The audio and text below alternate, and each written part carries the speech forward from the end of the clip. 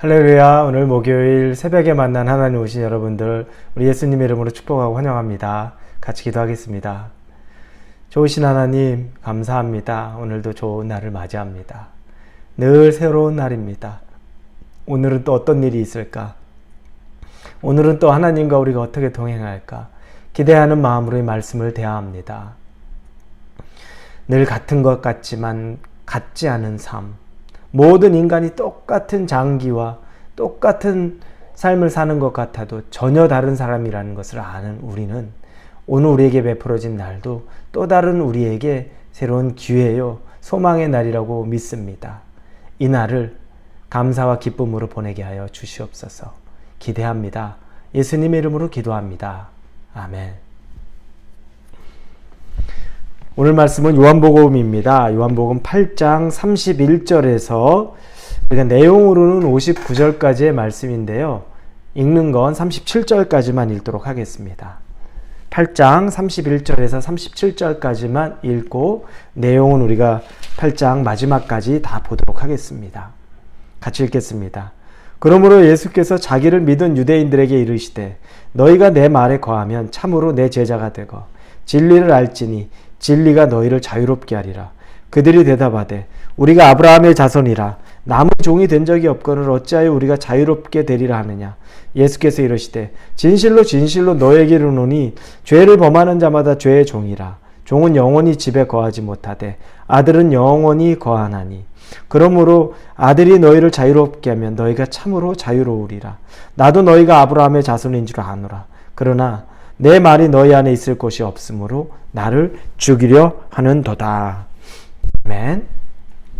지금 말씀의 시작인 31절에 보니까 예수님이 대화를 하는데 그 대화를 하는 대상이 바로 예수께서 자기를 믿은 유대인에게 이르시되 이렇게 말합니다. 예수님이 자기를 믿는 유대인과 대화를 하고 있습니다. 지금 예수님을 믿는 사람이라고 말하죠. 그 사람하고 대화를 합니다.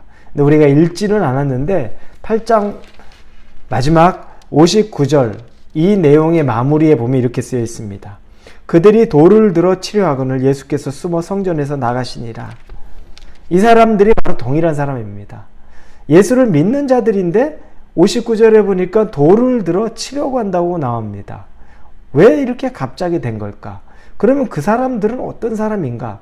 진짜 믿는 사람 맞나? 이런 우리가 의구심이 생길 수 있죠. 우리가 말할 수 있는 건 결국 아니다라는 겁니다. 예수를 믿는 사람이 예수에게 돌을 던질 수는 없습니다. 예수를 믿는 것이 아니죠. 그러면 우리가 예수를 믿는 것 그렇게 나오는데 결국은 예수를 믿지 않는 것, 이게 무슨 말일까? 우리는 요즘에 교회에 출석하는 사람들이 모두 다 구원받은 사람이라고 말할 수는 없습니다. 특별히 이민교회는 더 심합니다. 한국에 있는 교회는 주변에 아는 친척들, 자기 지인들, 친구들, 소셜 그룹도 굉장히 많고 내가 어디든지 원하면 낄 수 있습니다. 그래서 교회라는 공간이 꼭 소셜을 위해서만 오는 공간은 아닙니다. 많은 경우가 신앙생활 하려고 오는 경우가 많죠. 그런데 이민교회는 좀 다릅니다. 이민교회는 신앙생활과 더불어 또 신앙이 없는 사람들이 친교의 자리도 되고 그곳에서 사람과 소셜하는 자리도 되고 정보를 얻는 자리도 되고 등등등 밥을 먹는 자리도 되고 이런 요소를 하는 것이 이민교회입니다. 그러다 보니까 이민교회에 출석한다고 해서 다 구원받은 사람인가라는 문제에 대해서는 반드시 우리가 다시 짚어봐야 되는 부분이 있습니다. 많은 부분이 또 그렇지 않을 경우가 있습니다. 교회는 매번 출석하는데 믿지 않는 경우들이 충분히 많이 있다는 거죠. 자, 그런데 예수님은 만약에 우리가 이것을 확인해야 되는데 진짜 예수 믿는 자인가 믿지 않는 자인가 이 확인을 해야 되는데 어떻게 우리가 확인을 해야 되는 겁니까? 믿지 않는 자의 특징은 뭡니까? 믿지 않는 자는 결국에 자기가 죄의 종이라는 것을 인정하지 않는 사람이 믿지 않는 겁니다. 31, 32절에 보면 예수께서 자기를 믿은 유대인들에게 이르시되 너희가 내 말에 거하면 참으로 내 제자가 되고 진리를 알지니 진리가 너희를 자유롭게 하리라. 자유롭게 한다. 자유자가 된다. 그러면 지금은 종이라는 얘기죠. 종이라는 얘기인데 그들은 종에 대한 개념이 없어요. 내가 왜 종이야 지금? 난 지금 자유로운데? 아무 문제 없는데? 누구도 나에게 속박하지 않는데? 내가 왜 종이야? 라고 말합니다.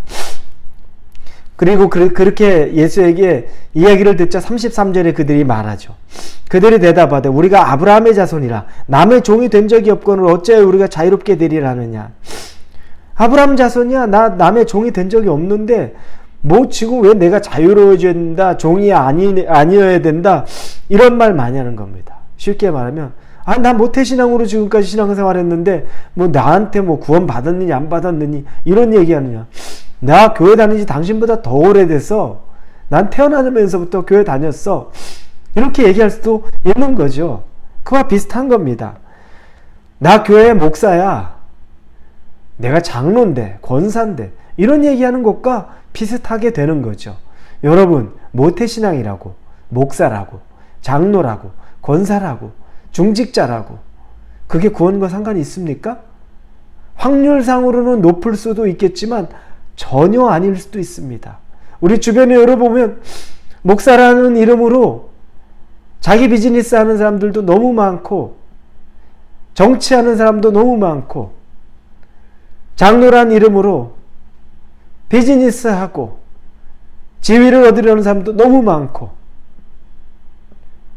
이런 일들이 우리 주변에 정말 비일비재합니다. 그런데 여러분, 그것 가지고서 우리의 구원을 확인하겠습니까? 예수님의 제자라는 것이 증명되겠습니까? 증명 안 됩니다. 내가 죄인인가 아닌가가 구분돼야 됩니다. 일부분에서 지금 이 사람들은 자기가 죄인임을 알지 못합니다. 아직 예수 믿는 자가 아니라는 거죠. 그러면 이 사람은 나는 만족스러운데, 아브라함의 후손으로 만족스러운데 어떻게 이렇게 만족스럽게 살까요?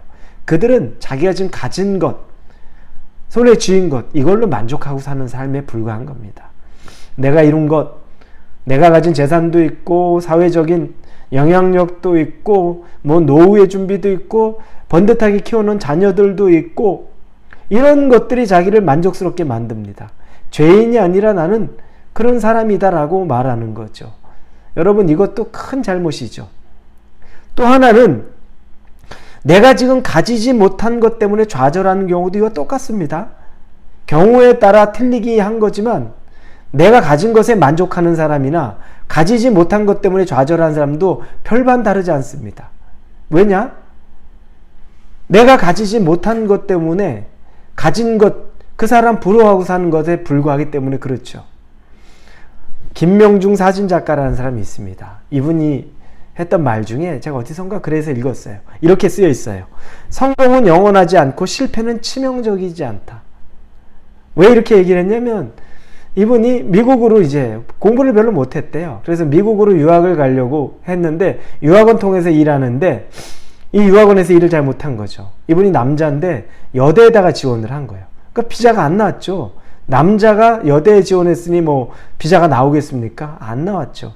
그래서 부랴부랴 영국으로 옮겨서 영국으로 학교를 가게 됐는데, 전공은 영화를 하고 싶고 부전공을 사진으로 했는데 영화로 전공을 들어갔는데 언어가 소통이 원활하지 않으니까 이건 팀워크를 해야 되는데 이 영화 전공에서 거기서 버틸 수가 없는 거예요. 그래서 부득이하게 전공을 사진으로 바꾸죠. 부전공을 이제 전공을 하는 겁니다. 그리고 사진을 전공한 다음에 입사를 하는데 자기는 그 입사한 곳에서 뉴스팀에 들어가서 그곳에서 일하고 싶었는데 잘 안 됐어요. 그래서 연예팀으로 들어간 거예요. 이분의 입장에서 보면 계속 실패해요. 나는 왜 안 되나? 나는 왜 자꾸 원하는 대로 안 되나? 그게 실패인가? 그랬는데 그 연예팀에서 일하면서 이분이 거기서 폴 맥카트니, 유명한 팝송, 그리고 데이비드 베컴, 축구선수죠. 그리고 옛날에 유행하던 걸그룹이죠. 스파이스 걸스. 이런 사람들의 사진을 찍으면서 그들의 전속 사진사가 돼요. 그리고 그분이 나중에 선교지에서 이게 선교 사진을 찍으려고 할 때 자기의 이력이 엄청나게 영향력을 발휘하는 겁니다. 어디나 웰컴이 되는 거죠. 그러면서 그분이 한 거예요. 성공은 영원하지 않고 실패는 치명적이지 않다는 거죠. 본인의 실패가 자기를 여기까지 이끌어왔다는 거예요. 그걸 보면 지금 우리 눈앞에 보이는 어려움, 이것 때문에 자꾸 거기에 집중할 필요 없다는 겁니다. 여러분, 우리에게 보여지는 것 때문에 너무 절망하지 마십시오. 그게 전부 아닙니다. 그걸 통해 우리는 배워가는 거고, 그걸 통해 우리는 또 다른 길을 하나를 또 열어가고 있는 것 뿐입니다. 하나님이 허락하신 것은 하나도 버릴 것이 없다는 그 말씀 여러분 꼭 믿으시기를 바랍니다. 자, 그런데 왜 이들이 이렇게 예수를 믿는다고 하는데 믿지 못하는 자가 된 것인가? 그 이유는 말씀이 없어서이기 때문에 그렇습니다. 말씀이 없어서 그렇습니다. 오늘 본문 31절에 너희가 내 말에 거하면이라고 쓰여 있죠. 이걸 우리말 성경에 보면 이렇게 쓰여 있습니다. 내 말이 너희 안에 있을 곳이 없으므로 말씀이 거할 곳이 없다는 거예요. 자기 경험, 내가 좋아하는 것, 이런 것들, 그러니 말씀이 거할 공간이 없어요. 난 이미 아브라함의 후손인데 뭐 더 필요한 것 없는데 당연히 말씀이 거할 곳이 없으니까, 말씀이 들어가지 않으니까, 그러니 그 사람은 변화가 없는 거죠. 예수님의 제자가 안 되는 겁니다. 자, 그것만이 전부는 아닙니다. 두 번째는 말씀이 있어도 들었는데도 말씀대로 살지 않는 거죠. 내 안에 거하면, 너희가 만약 내 말대로 산다면, 말씀대로 산다면 그럼 변할 텐데 말씀을 들었는데도 안 변해요. 얼마나 많은 우리 말씀이 홍수에서 합니까? 근데 여러분 말씀 많이 들었다고 여러분 삶이 바뀌었습니까? 아니죠. 말씀대로 사는 게 없어서 그렇습니다. 사울과 다윗왕 차이. 사울 악했죠. 다윗은 뭐 얼마나 선했습니까? 다윗도 악할 때 굉장히 악했죠. 그런데 하나님이 사울에 대해서는 용서치 않고 다윗은 너무 관대하게 용서해요. 그 차이는 뭘까요? 다윗은 하나님 앞에 애통함이 있어요. 그냥 그 말씀 그대로 사는 거예요. 애통함, 죄를 지었으면 회개하는 거예요. 사울은 그게 없었던 거예요. 여러분, 말씀대로 사는 것, 그게 그렇게 중요합니다. 오늘 여러분이 오늘 하루를 사시면서 여러분의 삶 가운데 말씀이 거할 공간을 만드십시오. 경험도 중요하지 않고 느낌도 중요하지 않아요. 말씀이 들어와서 여러분을 변화시킬 공간을 만드시고, 그리고 그 말씀 그대로 살아가십시오. 그러면 여러분은 반드시 변화될 것입니다. 같이 기도합니다. 하나님, 말씀대로 살기를 원합니다. 우리를 새롭게 하여 주시옵소서. 예수님 이름으로 기도합니다. 아멘.